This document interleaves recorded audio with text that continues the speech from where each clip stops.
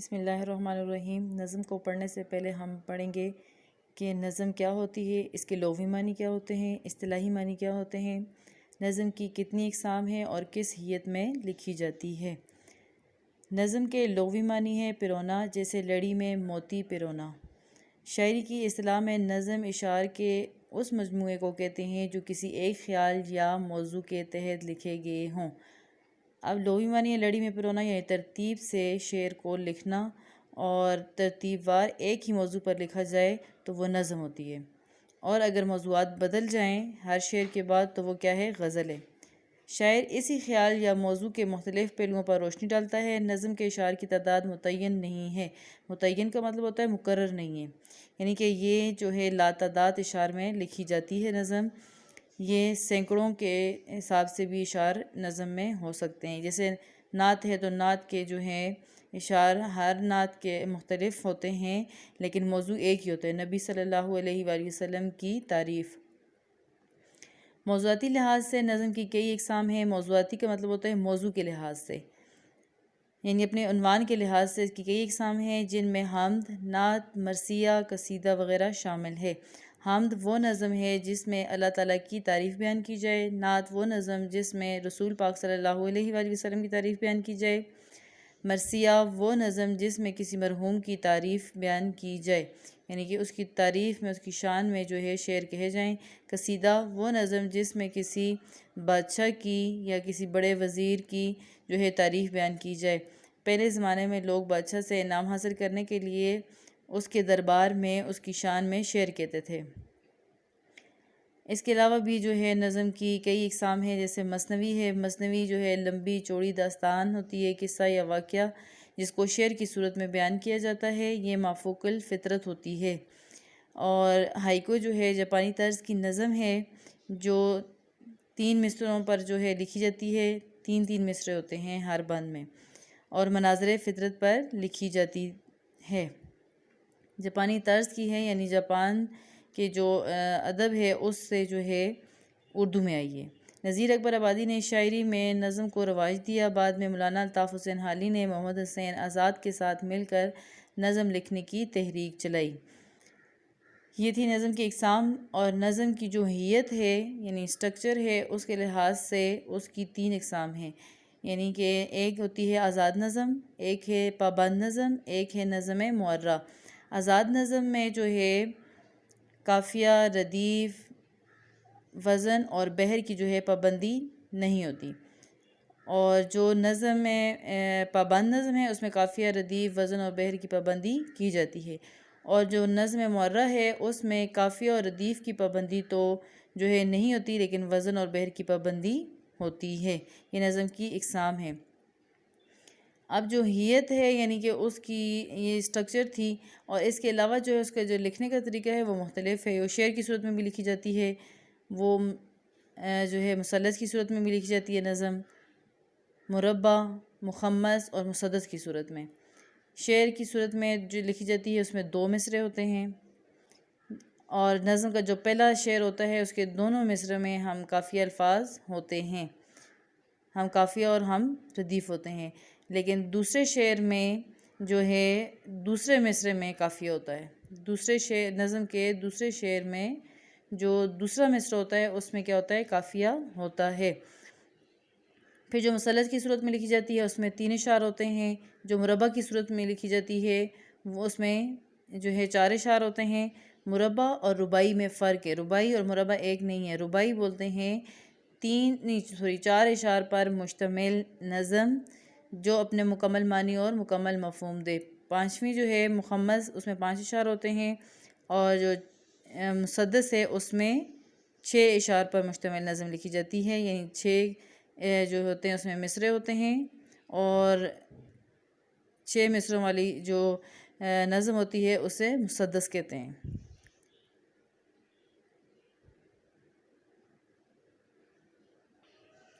اب ہم پڑھیں گے اظہار قطب الدین ایبک نظم کا پس منظر۔ پس منظر کیا ہے؟ قطب الدین ایبک شہاب الدین غوری کے سپہ سالار تھے، یعنی لیفٹیننٹ تھے۔ شہاب الدین کی وفات کے بعد لوگوں نے قطب الدین کی بہادری، ایمانداری کی وجہ سے اسے اپنا بادشاہ مقرر کر لیا۔ کیونکہ شہاب الدین کی کوئی اولاد نہ تھی۔ یہ پوائنٹ اس لیے ہے کیونکہ اس وقت جو ہے بادشاہت موروثی تھی، باپ کے بعد جو ہے بیٹا، بیٹے کے بعد پوتا، اور اسی طرح نسل در نسل جو ہے ان کی بادشاہت چلی آتی تھی۔ لیکن شہاب الدین غوری کی کوئی اولاد نہ تھی، جس کی وجہ سے جو ہے لوگوں نے قطب الدین ایبک جو تھے ان کو اپنا بادشاہ مقرر کر لیا۔ قطب الدین ایبک ہندوستان کا پہلا باقاعدہ مسلمان بادشاہ تھا۔ باقاعدہ مسلمان بادشاہ سے ہونے سے مراد یہ ہے کہ لوگوں نے اسے منتخب کیا تھا اور ہندوستان پر اس نے حملے کیے اور ہندوستان کے کئی علاقے فتح کیے، اور اس کے بعد اس نے اپنی حکومت قائم کی۔ جس نے ہندوستان کے کئی علاقے فتح کیے اور وہاں کی اسلامی حکومت قائم کی، خاندان غلامہ نے 1206 سے لے کر 1290 تک حکومت کی ہے۔ خاندان غلامہ میں التمش، بلبن جیسے بڑے بادشاہ گزرے ہیں، اور اس میں رضیہ سلطانہ بھی تھی۔ قطب الدین ایبک نے 1206 سے 1210 تک حکومت کی ہے اور پہلی باقاعدہ مسلم ریاست کی بنیاد رکھی ہندوستان میں۔ پہلی باقاعدہ مسلم ریاست جو ہے سب سے پہلے دنیا میں جو ہے یعنی کہ آپ صلی اللہ علیہ وآلہ وسلم نے مدینہ منورہ میں رکھی تھی، لیکن یہاں پر ہندوستان کی بات ہو رہی ہے کہ اس وقت متحدہ ہندوستان تھا، تو ہندوستان میں پہلی باقاعدہ مسلم ریاست کی بنیاد قطب الدین ایبک نے رکھی ہے۔ قطب الدین ایبک جو تھے ایک انتہائی نڈر، بہادر جنگجو تھے، مجاہد بھی تھے، بادشاہ بھی تھے۔ ان کے رعب و دبدبے سے دشمن کانپ اٹھتے تھے۔ آپ نے نظم کی جو ہے اشعار کی تشریح کرنے سے پہلے جو ہے آپ نے پہلے حوالہ متن لکھنا ہے۔ حوالہ متن لکھنے کے بعد آپ نے پس منظر کی ہیڈنگ دینی ہے، پس منظر کے بعد فنی فکری جائزہ کی، پھر شعر کی آپ نے تشریح کرنی ہے، اور اس کے بعد اب ہم جو ہے ریڈنگ کریں گے نظم کی اور مشکل الفاظ کے معنی بھی لکھیں گے۔ بسم اللہ الرحمن الرحیم۔ نظم مزار قطب الدین ایبک، شاعر ہیں حفیظ جلندری، اور یہ جو نظم ہے مزار قطب الدین ایبک ان کی تصنیف شاہنامہ اسلام سے لی گئی ہے۔ حضور صلی اللہ علیہ وآلہ وسلم کی زندگی اور تاریخ اسلام کے بارے میں جو ہے بتایا گیا ہے۔ قطب الدین ایبک کی جو تاریخ پیدائش ہے 1150 اور وفات ہے 1210، جو حکومت ہے وہ 1206 سے لے کر 1210 تک ہے، اور یہ ہندوستان کی پہلی اسلامی حکومت تھی۔ اور جو قطب الدین ایبک ہیں وہ پولو کھیلتے ہوئے جو ہیں گھوڑے سے گر کر جو ہے وفات پا گئے تھے۔ اور ان مزار قطب الدین ایبک جو ہے جو ان کا مزار ہے وہ انارکلی روڈ کے ساتھ جو ہے ایک لنک روڈ ہے، اس پر ہے جو انہی کے نام سے منسوب ہے، ایبک روڈ۔ وہ قطب الدین، وہ مرد مجاہد جس کی ہیبت سے یہ دنیا از سر نو جاگ اٹھی خواب غفلت سے، وہ جس کی تیغ ہیبت ناک سے صفاق ڈرتے تھے، وہ جس کے بازوؤں کی دہاک سے افلاک ڈرتے تھے۔ وہ جو ہے اس میں اشارہ ہے، اس میں اشارہ ایک قریب ہوتا ہے اور ایک اس میں اشارہ بعید ہوتا ہے۔ بعید کا مطلب ہوتا ہے دور، اور یہ وہ جو ہے اس میں اشارہ بعید ہے۔ مرد مجاہد یہ کیا ہے؟ مرکب اضافی، مرد مجاہد مرکب اضافی ہے۔ ہیبت سے یہ مرکب جاری ہے اور معنی ہے خوف یا ڈر۔ یہ اس میں اشارہ قریب، دنیا از سر نو جاگ اٹھی، از سر نو نئے سرے سے یعنی دوبارہ جاگ اٹھی، خواب غفلت سے یعنی کہ وہ جو ہے غفلت کی نیند سو رہے تھے۔ وہ جس کی تیغ ہیبت ناک سے، تیغ کا مطلب ہوتا ہے تلوار، ہیبت ناک یعنی جس کی خوفناک اور تیز تلوار سے، صفاق ڈرتے تھے، صفاق کا مطلب ہوتا ہے ظالم، اور سے اس میں کیا ہے؟ حرف جار، الگ سے آئے اگر سے تو حرف جار ہے، اگر پورا آ جائے جیسے ہیبت ناک سے اگر کسی لفظ کے ساتھ ملائے تو پھر مرکب جاری ہو جائے گا۔ وہ جس کے بازوؤں کی دہاک سے افلاک ڈرتے تھے، دہاک کا مطلب ہوتا ہے خوف، رعب و دبدبہ۔ افلاک فلک کی جمع آسمان۔ یہاں لاہور میں سوتا ہے ایک گمنام کوچے میں، ہے فعل ناقص، ایک جو ہے حرف عددی، اور اگر ایک گمنام آ جائے گا تو پھر یہ مرکب عددی ہوگا، اور گمنام کا مطلب یہاں پر انجان یا غیر معروف گلی جو ہے، کوچے میں گلی اور محلہ، گمنام کوچے غیر معروف گلی یا محلے میں اور انجان میں، یعنی اس وقت جو ہے وہاں پر اتنی آبادی نہیں تھی اور وہاں پر لوگ اتنے زیادہ نہیں تھے، اس لیے کہا۔ اب تو لاہور میں بہت زیادہ گیما گیمی ہے، چہل پہل ہے، نارکلی بازار جو ہے بہت زیادہ اس میں رش ہوتا ہے اور بہت زیادہ جو ہیں لوگ ہوتے ہیں وہاں پر، لیکن یہ اس دور کی بات کر رہے ہیں جب جو ہے شاعر نے یہ نظم لکھی تھی۔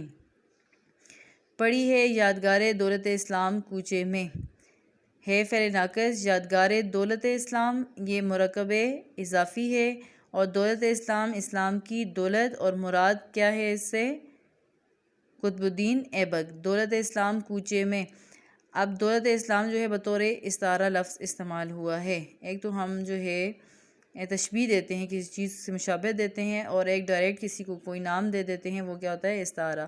تو یہاں پر دولت اسلام سے مراد کیا ہے؟ قطب الدین ایبک۔ میں اکثر شہر کے پرشور ہنگاموں سے اکتا کر، میں جو ہے اس میں حرف جار ہے، ہنگاموں سے یعنی شوروں سے، شور سے، تنگ آ کر، اکتا کر، اکتا کے معنی کیا ہیں؟ تنگ آ کر، سکون کی جستجو میں بیٹھ جاتا ہوں یہاں آ کر، سکون کی جستجو میں، تلاش میں۔ تخیل مجھ کو لے جاتا ہے ایک پرہول میدان میں، جہاں باہم بپا ہوتی ہے جنگ انبوئے انسان میں۔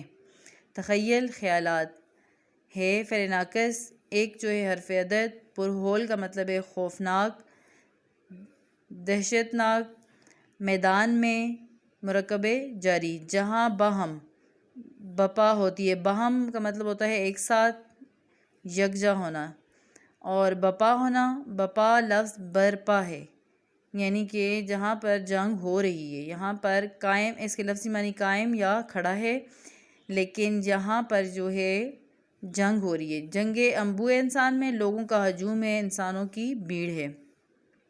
نظر آتا ہے لہراتا ہوا اسلام کا جھنڈا، بہر سو نور پھیلاتا ہوا اسلام کا جھنڈا۔ بہر سو ہر طرف، نور کا مطلب ہے روشنی، یعنی ہر طرف مجھے جو ہے اسلام کا جھنڈا جو ہے نظر آ رہا ہے، ہر طرف اس جھنڈے کی وجہ سے جو ہے میدان میں روشنی پھیل رہی ہے۔ مقابل میں گٹائیں دیکھتا ہوں فوج باطل کی، مقابل مد مقابل ہونا، آمنا سامنا ہونا، گٹائیں دیکھتا ہوں، گٹا کا مطلب لفظی معنی ہے کالے بادل، لیکن یہاں پر یعنی ان فوجوں کا ایک اندھیرا دیکھتا ہوں، ایک جو ہے آندھی کی طرح وہ آ رہے ہیں، فوج باطل کی، دشمنوں کی فوج، اور فوج باطل جو ہے مرکب اضافی ہے۔ زیر آ جائے لفظ کے ساتھ تو وہ کا کے کی معنی دیتے ہیں، اور کا کے کی کیا ہیں؟ مرکب حرف اضافی، اور زیر کے ساتھ آ جائے تو پھر یہ کیا ہو جائے گا؟ مرکب اضافی۔ نظر آتی ہے فرعونی خدائے اوج باطل کی، فرعونی خدائی یعنی جابر کی حکمرانی، ظالم اور جابر شخص کی حکمرانی جو ہے نظر آتی ہے، یعنی وہاں پر جو باطل ہیں بظاہر وہ بلندی پر نظر آتے ہیں، اوج باطل، باطل کی بلندی۔ صدائے نعرہ ہائے جنگ کی آتی ہیں کانوں میں، صدائیں آوازیں، بلند آہنگ تکبیریں سما جاتی ہیں کانوں میں، بلند یعنی اونچی آواز میں اللہ اکبر کہنا، بلند آہنگ تکبیریں اونچی آواز میں اللہ اکبر کہنا، یک زبان ہو کر کہنا، سما جاتی ہیں یعنی رس گول رہی ہوتی ہیں، میرے کانوں میں جو ہیں اللہ اکبر تکبیر کی آوازیں گونج رہی ہوتی ہیں۔ نظر آتا ہے مجھ کو سرخرو ہونا شہیدوں کا، وہ اطمینان، وہ ہنستا ہوا چہرہ امیدوں کا، سرخرو ہونا کامیاب ہونا شہیدوں کا، یعنی جو شہید ہیں ان کے چہروں پر کیا ہے؟ اطمینان ہے، خوشی ہے۔ علم کے سائے میں سلطان غازی کا بڑے جانا، علم جھنڈا، اگر زیر آئے گا تو علم ہو جائے گا، علم کا مطلب ہوتا ہے جاننا، علم ہے لفظ تو کیا ہے؟ جھنڈا، اور اسی کے جو ہے متشابہ لفظ جو ہے علم، الف لام میم، وہ علم جو ہے غم یا دکھ ہوتا ہے، یہ عین کے ساتھ ہے، علم تو جھنڈا، اور اسی عین کے ساتھ لکھا جائے اور زیر آ جائے تو پھر وہ کیا ہے؟ علم، علم کے معنی ہوتے ہیں جاننا۔ علم کے سائے میں سلطان غازی کا بڑے جانا، سلطان غازی جو ہے یہ بطور استعارہ لفظ استعمال ہوا ہے، اور یہ کس کے لیے استعمال ہوئے ہے؟ قطب الدین ایبک کے لیے، یعنی اس کے جو سپہ سالار تھے تو ظاہر ان کے ہاتھ میں جھنڈا ہوتا ہے، وہ سب سے آگے ہوتے ہیں، تو کہتے ہیں کہ میں بھی جو ہے ان کے جھنڈے کے سائے کے تلے پیچھے پیچھے ان کی فوج کے ساتھ ان کے ہمراہ ہوں۔ سر دشمن پہ افواج حجازی کا چڑھے جانا۔ افواج حجازی سے مراد ہیں مسلمانوں کی فوج، اور افواج حجازی جو ہے، حجاز جو ہے مکہ اور مدینہ جو ہے ان کے علاقے کو حجاز کہا جاتا ہے۔ مکہ سے لے کر مدینہ تک کا جتنا علاقہ ہے اسے کیا کہا جاتا ہے؟ حجاز کہا جاتا ہے۔ افواج حجازی سے مراد یہاں مسلمانوں کی فوج ہے۔ مجھے محسوس ہوتا ہے غازی مرد ہوں میں بھی، پرانے لشکر اسلام کا ایک فرد ہوں میں بھی۔ اب وہ کہتے ہیں کہ مجھے ایسا لگتا ہے کہ میں بھی ان کے ساتھ ہی دشمنوں کو جو ہے نیست و نابود کرنے کے بعد فتح یاب ہو کر واپس آ رہا ہوں۔ شہادت کے رجز پڑھتا ہوں میدان شہادت میں۔ رجز بولتے ہیں جنگی ترانہ، وہ نظم جس میں سپاہیوں کو جوش دلایا جاتا ہے، یعنی کہ ان کی شان میں، ان کی تعریف میں شعر پڑھے جاتے ہیں جس سے ان کا جوش جو ہے بڑھ جاتا ہے، ولولہ بڑھ جاتا ہے، وہ دشمن پر ٹوٹ پڑتے ہیں۔ رجز پڑھتا ہوا بڑھتا ہوں ارمان شہادت میں۔ ارمان شہادت مرکب اضافی ہیں، اور وہ کہتے ہیں شہادت کے ارمان میں آگے بڑھتا جاتا ہوں۔ عظیم الشان ہوتا ہے یہ منظر پاک بازی کا، یعنی کہ عظیم الشان یعنی عالی شان، بہت بڑی شان رکھنے والا۔ یہ منظر پاک بازی کا یعنی کہ یہ پاکیزہ کام ہے، یہ جو جہاد کرنا ہے، دشمنوں کے خلاف جو ہے کھڑے ہو جانا ہے، اٹھ کھڑے ہونا ہے، تو یہ کیا ہے؟ ایک انتہائی پاکیزہ اور مقدس فریضہ ہے۔ شہیدوں کی خاموشی غلغلہ مردان غازی کا، یہ خاموشی لفظ ہے، خاموشی لکھا ہوا ہے، تو خاموشی جیسے کہ شعر میں لکھا جاتا ہے، جیسے میرا کو مرا لکھا ہوتا ہے، میری مری لکھا ہوا ہوتا ہے، تو اسی طرح اگر کو گر لکھا ہوا ہوتا ہے، تو اسی طرح انہوں نے یہاں پہ بھی یہ لفظ اس طرح استعمال کیا ہے۔ اب غلغلہ مردان غازی کا، غلغلہ سے مراد ہے شور و غل، مراد نعروں کا شور۔ شور و غل ایسے عام شور و غل نہیں جیسے کہ جو ہے پارٹیز میں، فنکشن میں ہوتا ہے، وہ شور و غل نہیں، بلکہ یہ وہ والا شور ہے جو نعروں کی آواز ہے، وہ ایک جوش ہے، خوشی ہے، یہ وہ آواز ہے۔ مردان غازی کا، بہادر سپاہیوں کا۔ اب مردان مرد کی جمع، اور مردان غازی بہادر سپاہی ہیں یہاں پہ مراد۔ میرا جی چاہتا ہے اب نہ اپنے آپ میں آؤں، اسی آزاد دنیا کی فضا میں جذب ہو جاؤں۔ کہتے ہیں کہ میرا دل نہیں چاہتا کہ میں دنیا میں واپس لوٹ کر اسی شور و غل میں، ہنگاموں میں آ جاؤں، بلکہ میرا دل چاہتا ہے کہ میں اسی دنیا میں، یعنی وہاں پر انہی فوج کے ساتھ جو ہے رہوں، اور وہیں پر جو ہے دشمنوں کے سامنے جو ہے مقابلہ کرتے ہوئے اپنی جان جو ہے دے دوں اور شہید ہو جاؤں۔